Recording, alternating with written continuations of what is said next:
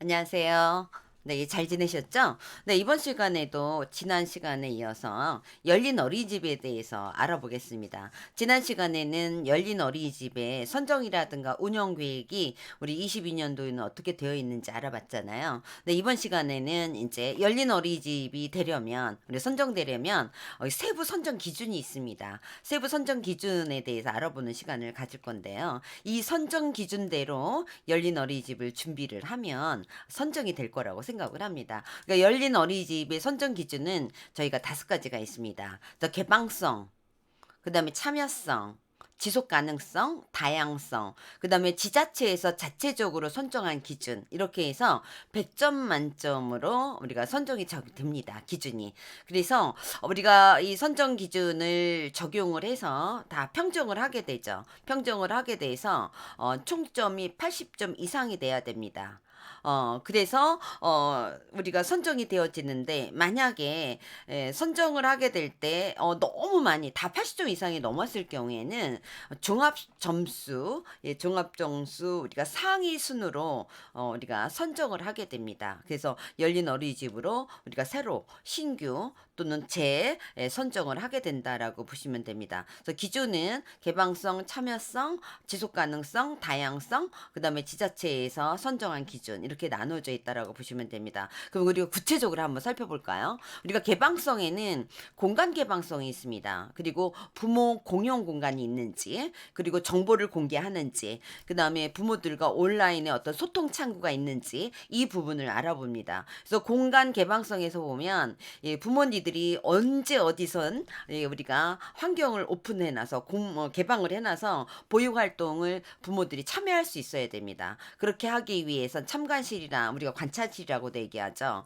아니면 우리가 교실에 들여다볼 수 있는 창문이 있습니다. 이런 창문이 있는지, 투명창이 있는지 이런 것들로 저희가 판단이 되어집니다. 보통 대부분이 저희가 개방성에 대한 이 점수 15점 만점짜리가 있는데 15점, 13점, 10점, 10점 이렇게 되어 있는데 그래서 선정 기준에 우리가 보통 10점 이렇게 맞으면 조금 어떻게 선정에서 좀 불이익을 당할 수가 있겠죠. 그래서 우리가 선정 기준을 보시고 가능한 15점 기준을 맞출 수 있도록 해야 열린 어린이집 선정이 되어질 수 있어요. 왜냐하면 우리가 열린 어린이집에 참여하는 그런 어린이집은 거의 대부분이 평가에서 A등급을 맞은 어린이집이 참여를 하게 됩니다. 그렇기 때문에 참관실이 어린이집 내에 우리가 설치가 돼야 된다고 보시면 됩니다. 그러니까 어린이집에 있는 보육실에 모두 지금 참관할 수 있는 그런 참관실이 설치가 되어 있어야 된다. 그리고 복도에서 우리가 보면 전체 교실을 들여다볼 수 있는 통하는 창문이 있어야 된다. 이게 15점입니다. 이 기준을 우리가 보시면 될 것 같고요. 나머지는 우리가 참고를 하시면 될 것 같습니다. 그래서 우리가 복도라든가 보육실, 그다음에 창은 우리가 보육실 외부에서 항상 관찰을 하도록 관찰이 가능할 수 있어야 돼요. 이게 닫혀 있거나 투명하지 않아서 우리가 볼 수 없다거나 이러면 안 되겠죠. 그래서 어떤 경우에는 좀 흐릿하게 되어 있는 이 반투명이 있는 경우도 있고요. 막 장식을 달아져 있는 경우도 있고 어떤 데는 창문은 내어 있는데 창은 되어 있는데 커튼을 설치가 되어 있는 경우가 있습니다. 그래서 결국 우리가 공간 개방성은 교실 안에서 내 아이들이 얼마나 잘 놀고 또 어떻게 지냈는지를 부모들이 볼 수 있어야 됩니다. 이렇게 오픈이 되어져 있어야 된다라고 여러분들이 보시면 됩니다. 이렇게 해서 여러분들 사진 자료를 우리가 개방성에 대한 거 우리가 볼 수 있고요. 또 부모 공용 공간이 있는지를 보게 됩니다. 그래서 부모님들이 편하게 머물 수 있는 또 부모들이 어린이집에 와서 또 이야기를 나눌 수 있는 그런 어떤 자료를 볼 수 있는 어떤 게시판이라든가 또는 건의함 또 육아와 관련된 책자들이 비치가 되어 있어야 된다라는 거예요. 그래서 우리가 부모 공용 공간이라고 하면 부모 대기실이나 상담실 둘 중에 하나만 있으면 됩니다. 물론 2개 다 있으면 좋겠지만 이게 우리가 가정어린이집 같은 경우에는 장소가 굉장히 협소해서 부모 대기실도 있고 상담실도 있고 이건 굉장히 좀 어려운 부분이 있습니다. 둘 중에 하나 이상만 우리가 설치가 되어 있으면 됩니다. 그리고 그 부모 공용 공간에는 우리가 게시판도 있어야 되고 그다음에 건의함도 있고 그다음에 부모님들이 잠깐 기다리면서 볼 수 있는 육아 정보에 관련된 책자 이런 것들도 갖추어 주면 됩니다. 됩니다. 이 배점이 우리가 5점으로 되어 있어요. 직접 이렇게 현장 확인을 통해서 우리가 평정을 한다라고 보시면 됩니다. 이렇게. 그래서 부모 상담실이 이렇게 있게 되고요.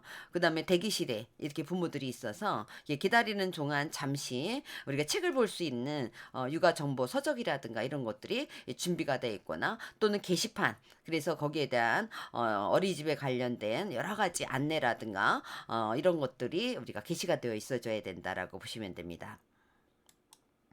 정보 공개를 얼마나 하고 있는지를 보게 되거든요. 어린이집은 우리가 정보 공시가 돼야 됩니다. 그래서 이 정보 공시가 1년 단위로, 월 단위로 또는 수시로 우리가 공시가 돼야 되는데 이런 것들을 확인한다라는 겁니다. 그래서 정보 공시 항목에 대해서 이거는 현장 우리가 확인을 하게 되고요. 그래서 어린이집에 관련된 이렇게 정보라든가 어린이집에서 보유하고 있는 이런 관리 정보 이런 모든 것들을 공시하고 있는지 이런 것들을 보게 됩니다. 그래서 어린이집 정보 공개 포털 사이트에 들어가서 몇 번을 했는지, 그 다음에 내용은 적절한지, 다시 말하면 어린이집 우리가 얘기하면 보육사업 안내를 기초로 해서 운영이 돼야 되잖아요. 그래서 어린이집 우리가 정보 공시가 보육사업 안내에 되어 있도록 그 기준에 맞게끔 공시가 되어 있는지, 맞게 정보가 공개되어 있는지 이런 것들을 보고 평정을 한다라고 보시면 됩니다.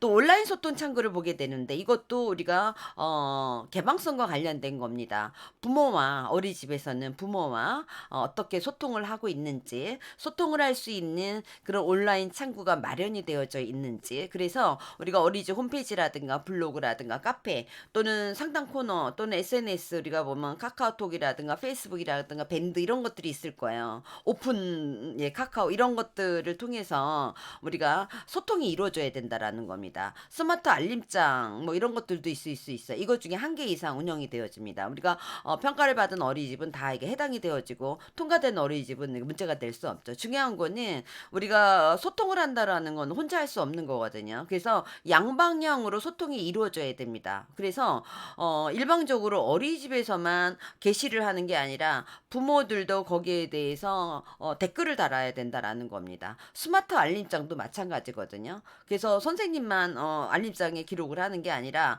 부모들도 거기에 대해서 기록을 남겨야지는, 사실 말하면 온라인 서로 쌍방적으로 소통이 이루어지는지 이런 부분을 우리가 보게 됩니다. 그래서 온라인 소통 자료가 어떤 것들이 있는지, 그리고 진짜 양방향으로 소통이 이루어졌는지 이런 것들을 우리가 평정을 한다라고 보시면 됩니다. 이렇게 개방성에 관련된 거는 공간이 개방이 되어 있는지, 또 부모가 사용할 수 있는 공용 공간이 있는지, 그 다음에 정보 공개가 이루어지고 있는지, 그 다음에 부모들과 온라인 소통으로 우리가 양방향으로 소통이 이루어져 있는지 이런 것들을 우리가 기준으로 보고 있다라고 보시면 됩니다. 이번에는 참여성에 대해서 볼 거예요. 그래서 부모님들이 이 참여성 어느 정도를 참여하고 있는지, 그래서 신입 원화 오리엔테이션 이루어져야 되고요. 그 다음에 부모님들 개별 상담 이루어져야 됩니다. 그 다음에 어린이집 운영위원회 1년에 4번 이상 이루어져야 되고요. 또 어린이집에서는 부모 교육해야 됩니다. 또 부모가 직접 참여하는 부모 참여 프로그램도 우리가 보게 되고요. 또 부모님들이 이 어린이집에 관련된 모든 운영이라든가 이런 것들에 대한 어떤 만족도 조사도 보게 됩니다. 또 부모가 어린이집에 직접 참여하는 거, 그 다음에 부모가 자체 모니터링 이런 부분들을 우리가 참여성과 관련된 기준이라고 보시면 됩니다. 신입 원화 부모 오리엔테이션 자료 있어야 되겠죠. 그래서 우리가 아이들이 신입 원화들이 오게 되면 우리가 원화 오리엔테이션 자료를 여러분들이 준비를 해주셔야 됩니다. 그래서 실시가 되어 있는지 우리가 운영일지를 통해서 증빙 자료를 통해서 신입 원화 오리엔테이션이 되어 있는지를 보게 됩니다. 4점이겠죠.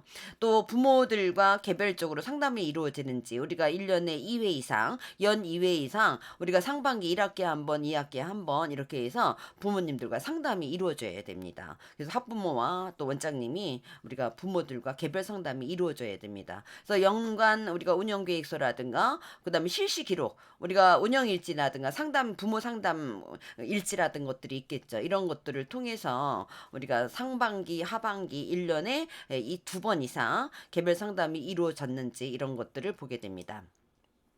자, 어린이집 운영위원회 관련된 기준이 있습니다. 우리 어린이집 운영위원회는 원장님, 보육교사, 그 다음에 학부모 대표, 그 다음에 지역사회 인사가 참여를 하게 됩니다. 그래서 어린이집 운영위원회가 구성이 되게 되죠. 그래서 어린이집 운영위원회에 대한 어떤, 우리가 회의록이라든가, 그 다음에 회의 결과 어떤 안내라든가, 이런 것들이 다 이루어져야 됩니다. 그래서 우리가 분기별로 유례이상 어린이집 운영위원회가 이루어져 있는지 이런 것들을 확인하게 되겠죠. 그래서 실질적으로 어린이집 운영위원회 어떤 규정이 있는지, 그 다음에 회의록이 실질적으로 지금 있는지, 그 다음에 회의 결과를 안내했는지 이런 것들을 증빙할 수 있는 자료가 있어야 돼요. 그래서 회의록 일지라든가 그래서 사진도 찍어서 우리가 일지에 이렇게 첨부를 하게 되죠.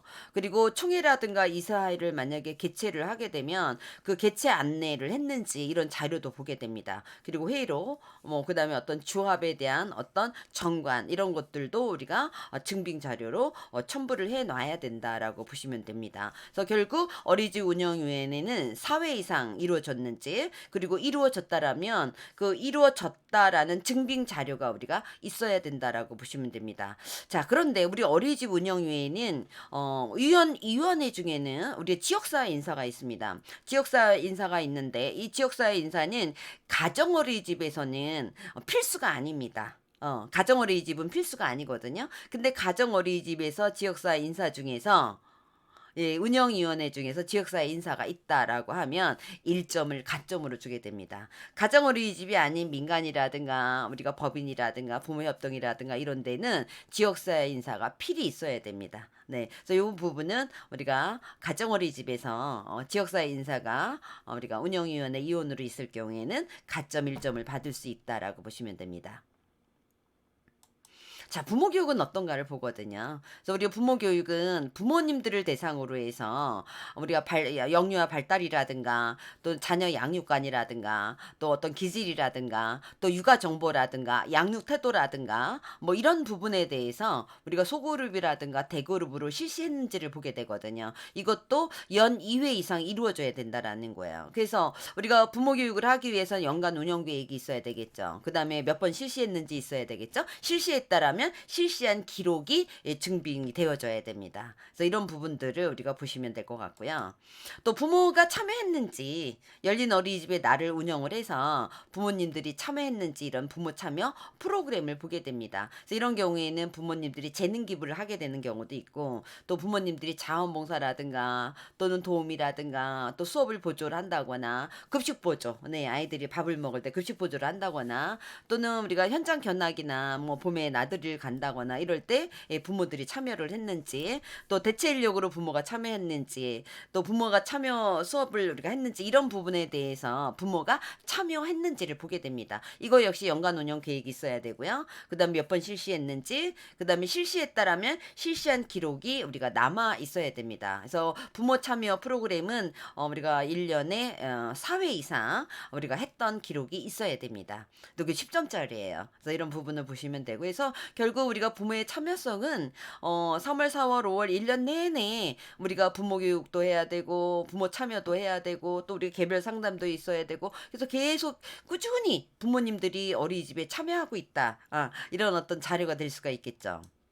또 부모 만족도 조사도 보게 됩니다. 그래서 부모님들이 이 어린이집에 관련된 환경, 건강 또는 뭐 보육 과정이라든가 상호작용 또 운영에 대한 어떤 개방성에 대한 부분들 이런 것들에 대해서 부모님들의 만족도 조사를 해야 되거든요. 그래서 부모님들을 대상으로 해서 이렇게 만족도 조사가 이루어져야 되고요. 이루어졌던 우리가 증빙 자료가 있어야 됩니다. 그래서 이런 부분들을 우리가 준비를 해줘야 되겠고요.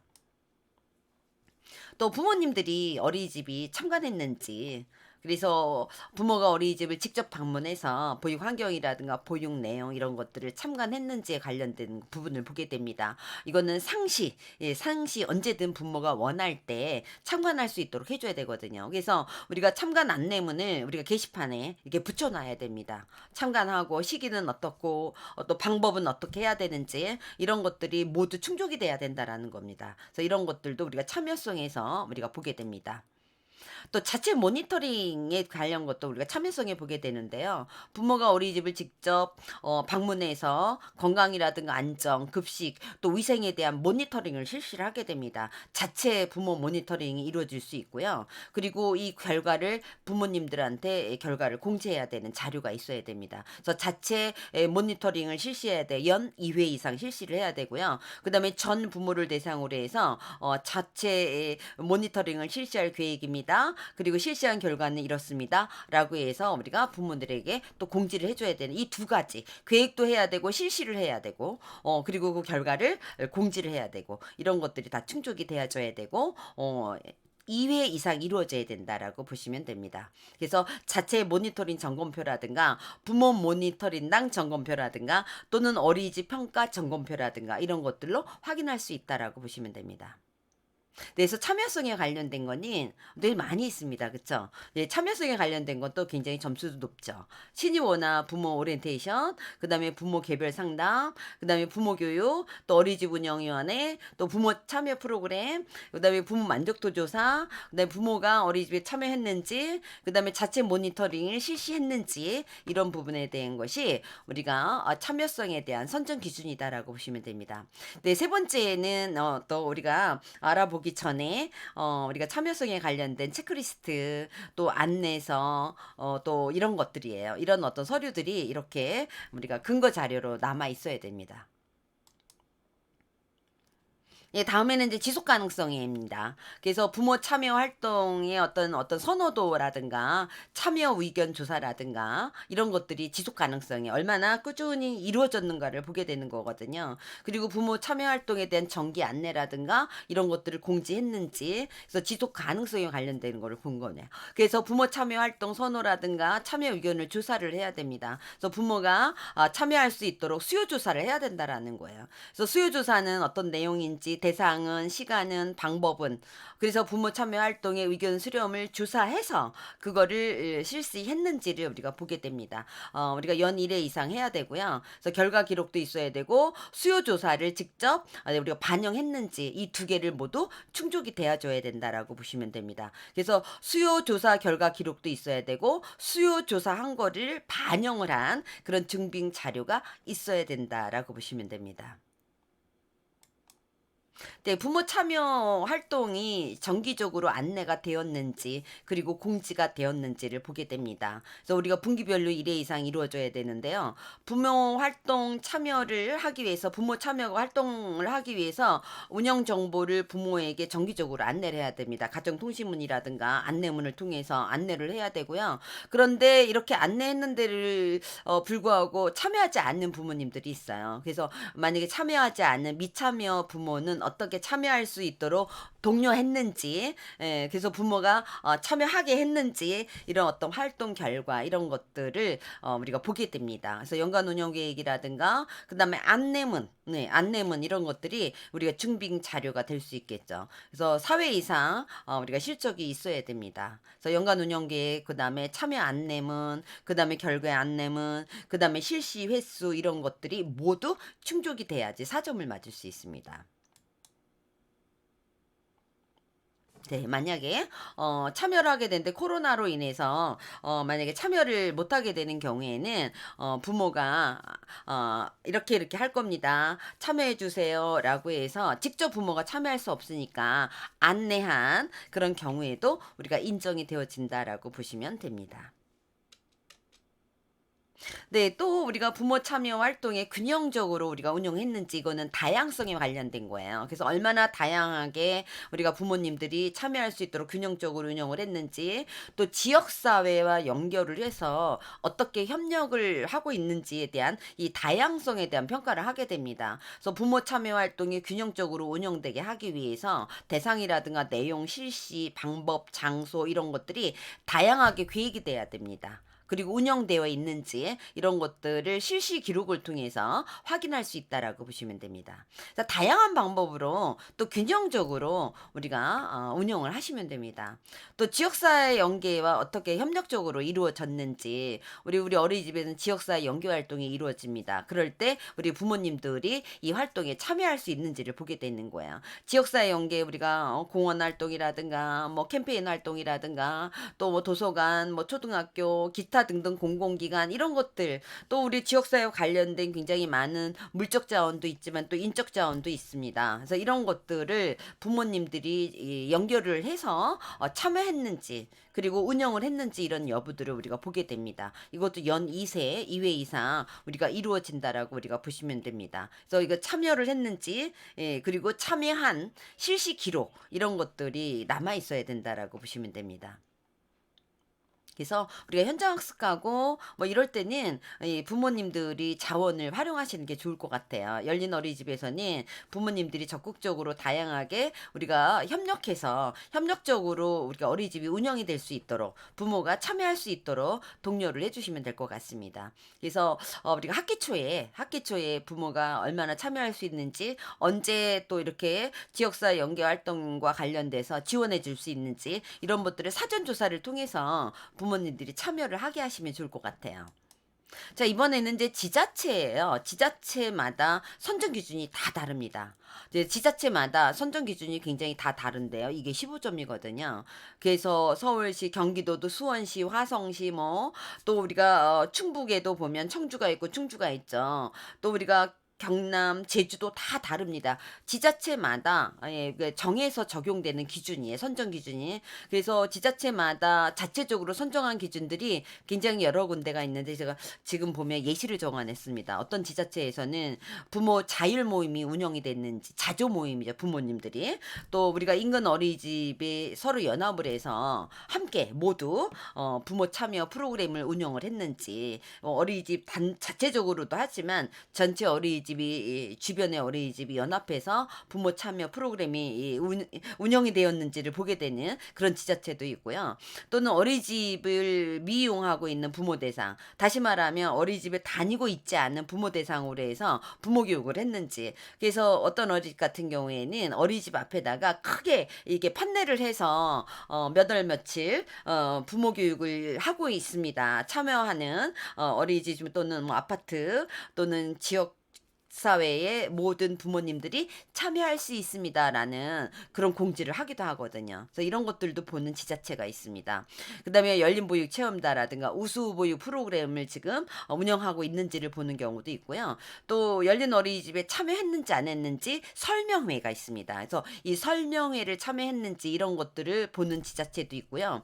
또 부모들이 육아종합지원센터에서 운영하고 있는 부모 교육에 참여했는지를 보는 그런 또 지자체도 있습니다. 또 학부모가 아동학대 교육을 이수했다라면 몇 퍼센트나 이수했는지 이런 것들을 보는 지자체도 있습니다. 또 어린이집이 취역보육을 실시하고 있는데 그 취역보육은 어떤 것들을 실시하고 있는지 이렇게 지자체마다 우리가 선정 기준이 달리 적용이 되는 그런 경우가 있습니다. 이게 15점으로 이렇게 평정이 되어서 우리가 열린 어린이집이 정해진다라고 보시면 됩니다. 네, 지금까지 저희가 열린 어린이집의 세부 선정 기준에 대해서 알아보았습니다. 우리가 열린 어린이집에 참여하려고 하는 어린이집은 지금 제가 말씀드린 이게 다양한 선정 기준이 있습니다. 그래서 이 선정 기준을 토대로 해서 잘 준비하시면 열린 어린이집으로 선정이 될 거라고 저는 생각을 합니다. 우리가 평가에 이미 참여를 했고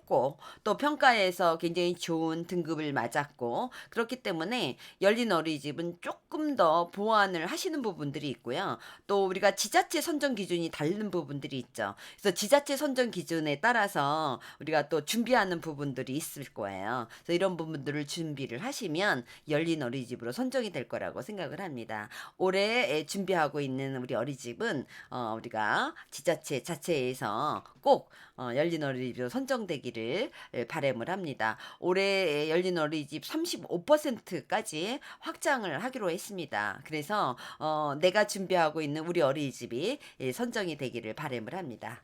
네, 감사합니다. 수고하셨습니다.